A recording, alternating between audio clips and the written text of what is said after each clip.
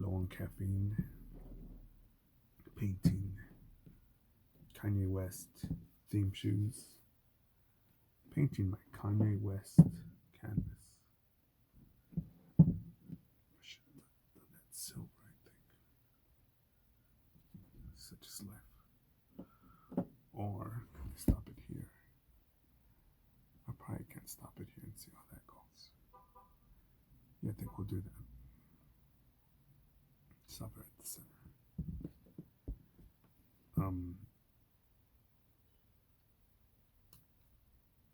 And I gotta practice with my stand-up comedy. So here we go.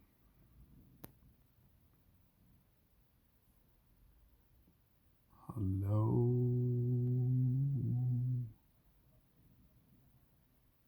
hello, Matrix.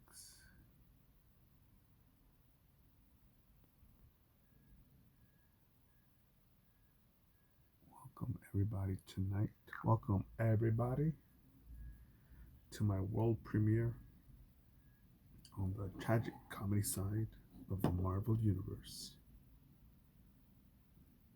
But let's give another round of applause to the host, to our DJ,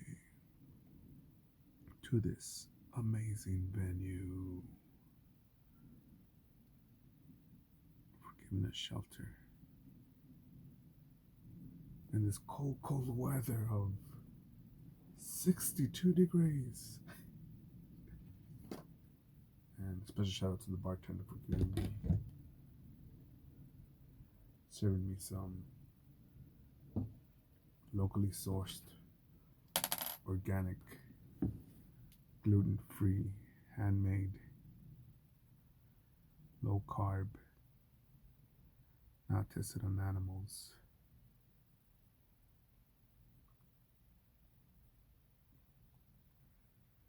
minority-owned business, minority-owned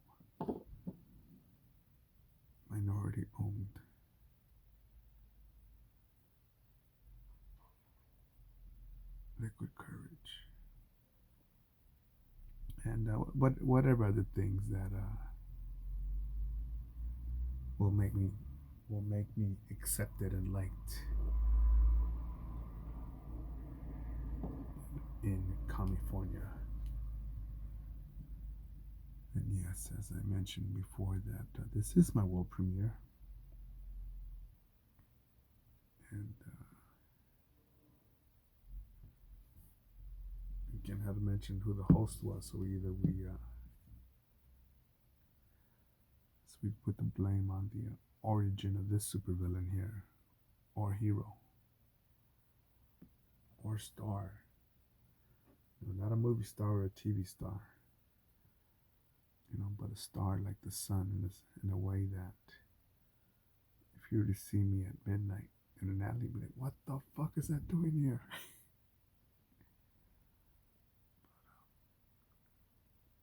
Such is life, such is life.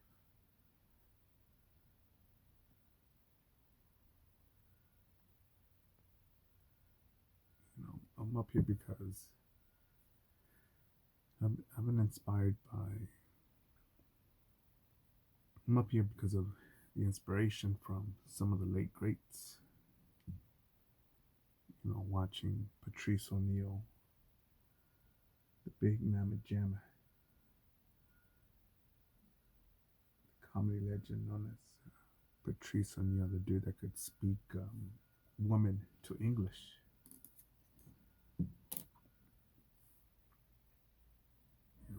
My favorite, the guy that made me proud to be Latino. Did I say Latino? I meant Latinx. Sorry, that's my inner MAGA show. Greg Giraldo. The dude that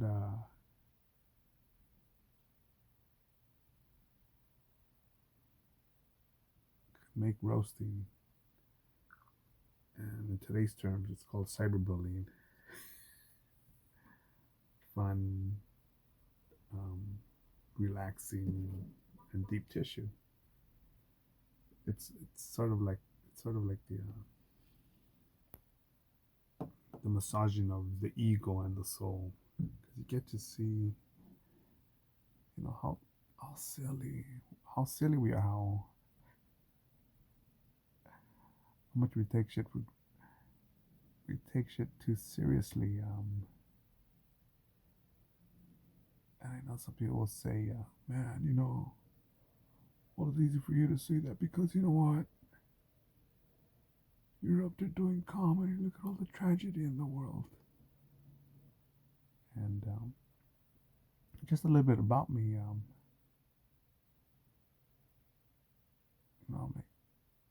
a Marine Corps veteran, served honorably.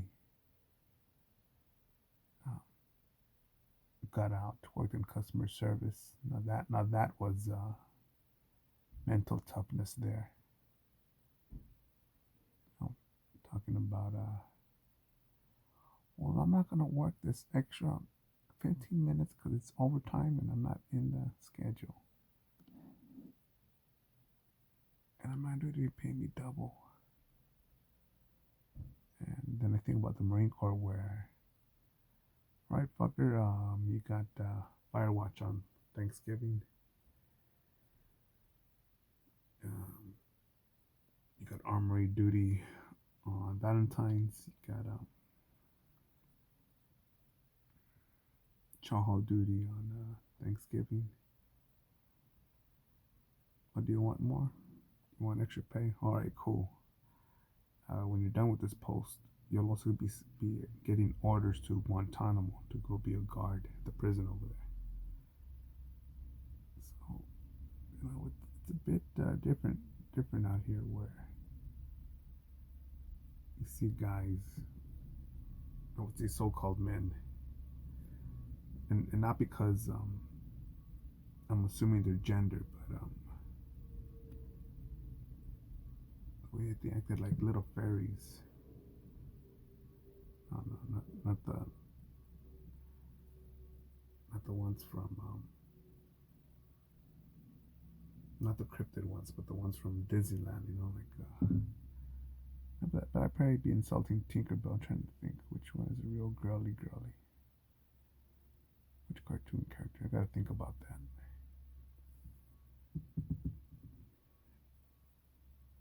People, the characters are girly, and I'm like, fuck that.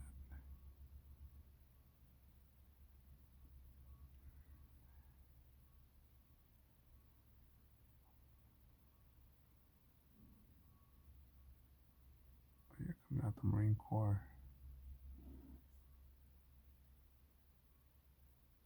eventually,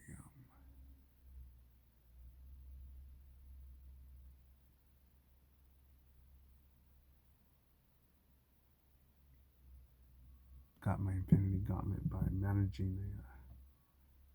helping to manage a nightclub.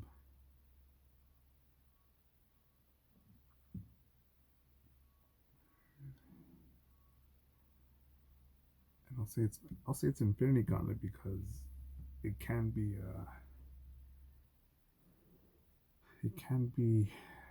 what's the word?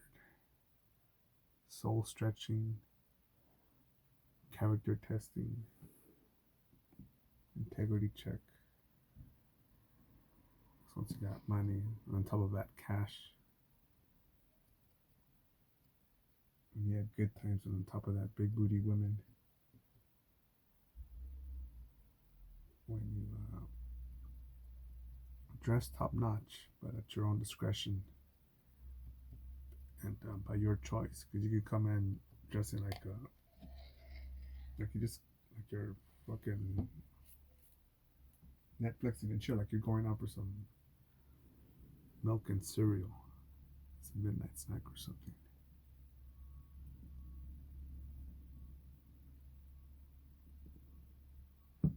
And I've been in the Marine Corps, working the nightclub business to eventually tattooing.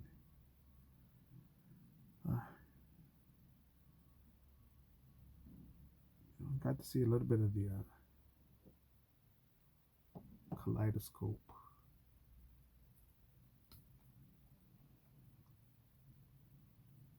Kaleidoscope, the I don't know what to call it, the spectrum, the trying to think of the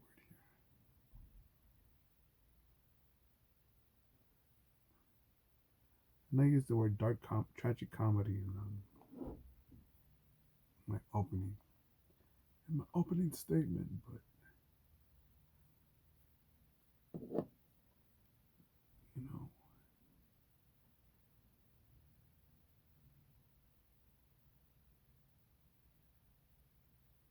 I guess I would see just different levels of what people call different levels of comfort, pleasure, celebration, accomplishment, PTSD, hot, cold. You know, I remember when I was working in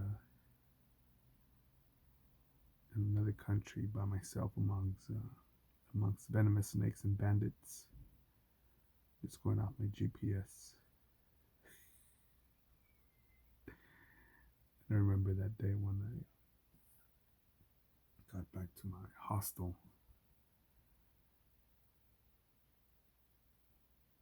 I had the TV on, of course. Just see the local news, see what's going on. Not my continent, not my country, not my city. And I feel that as I'm untying my shoes, you know, my feet feel tingly. Then I take my shoes off. Still have my socks on. It feels a little bit, feels like it's stinging as I'm pulling them off. Taking my shoes off. Then I see little red stains you know, around the edge of my shoe, of my socks. I take it off and I had formed blisters across my foot, just like on the base of it, in the sweat. And I learned that day from the weather lady, weather person, whoever her was reporting the temperature for that day. I remember they said,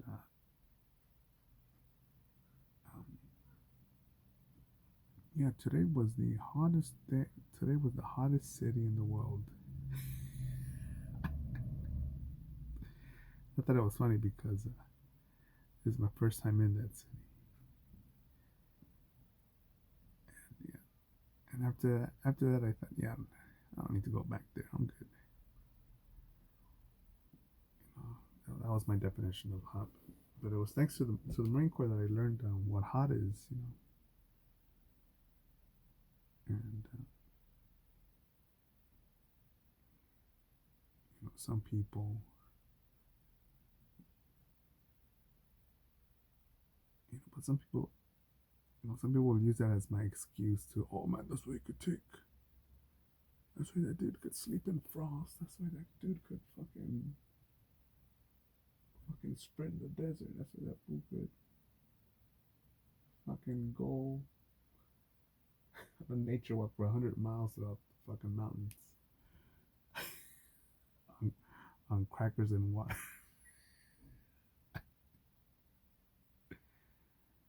And I just say,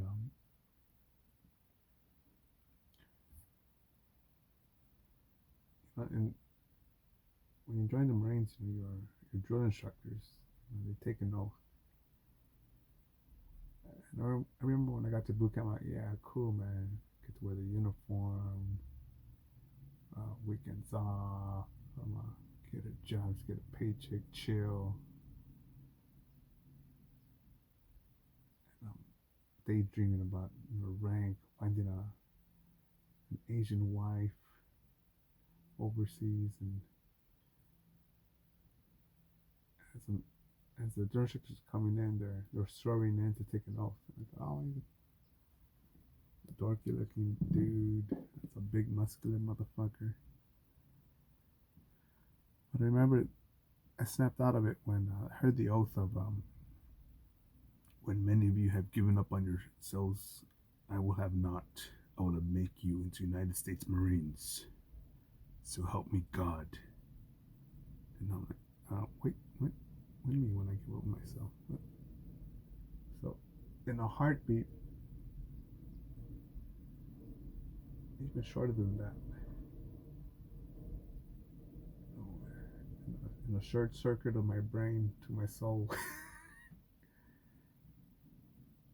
connect connect to my my ass, which just puckered up, and I thought, what the fuck? What does that mean? That has to mean something. It has to mean there's something given up, and I thought, what is ego? What is the soul? What is the cup? The the body capable of? What am I gonna find out in these next few moments? And yeah, eventually I learned, 127 degrees is, it doesn't kill you. 100 miles, you can stand up, you can go.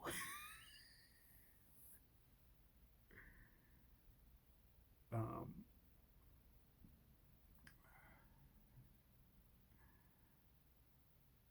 don't worry, it's only gangrene on one foot. Don't worry, the blindness is temporary. We have some scientists in Europe working on an antidote or things like that. And if you could move it, it ain't broken. And yeah, but that sort of realization, because it's not even perspective, it's realization. You know, and today, as I've aged and gotten old and crusty, you know, I went from sprinting to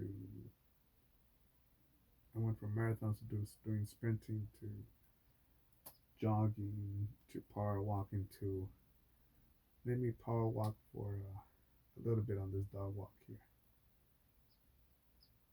to yeah, man, I'm still sore, man. I'm gonna chill out on that.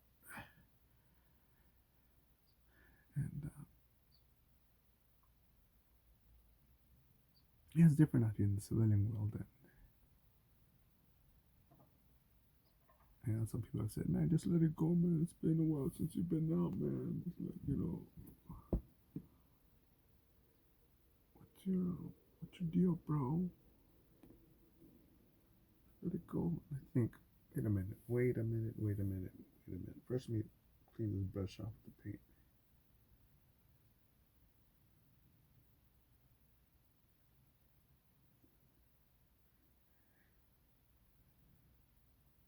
It's cool when you have a graphics t-shirt. You just take some of the paint from out here. It works real good on clothing. So let's just fill it in. Makes the shirt look a bit more refreshing. But yeah, man,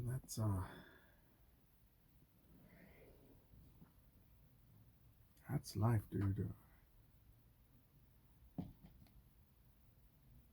But out here, especially the women I date, well, you see, well, we're not in the Marines no more. Well, I never went through Marine Corps boot camp. How do you expect? I never went through the Marine Corps, so how do you expect me to do the right thing? To focus on work, focus on reading a book, focus on learning a new skill, focus on just becoming a better version than yesterday. And I'm like, and that's when I learned that I think a lot of people out here have back problems because, especially the greater you are, the kinder you are, the braver you are, the more back pain you have. And that's because I realized that you have back pain because you're so busy and just pulling one, but two, but three, but a family, but a neighbor, but a neighborhood, but a supposed community, co-workers, across the finish line at the same time while you're trying to finish top 10, man. And yeah, doing that. Yeah, but now I'm here doing comedy because, just figure, if I would have done comedy when I was 18, 19, or 20, 19 or 20 out of high school with a year of what burger flipping. What could I have said then? Back in my day, oh man, today we had a customer who put a lot of spaghetti and didn't eat the spaghetti. And we had to throw the spaghetti out. Um, Getting rejected by girls because, do you want to go steady? I promise I'll save up. I saved all my money for my tips, and now we can go to dinner when you're done hanging out with that guy that just grounds you and pounds you and then lets you go. You know, I don't mind picking you up with your hair all fucking torn up and nails from with the flesh of your dude's back under them. Fuck that. Would have been a bunch of. That would have been just a weenie roast on myself. That would have just been like, what the fucking hell no. But such is life. Yeah, that's my warm up there for the comedy. I think I need to change it and adapt to it because if I don't know what sort of mindset I'll be in. So I gotta just be able to swing and hit. Right. I'm thinking about putting pastel right here.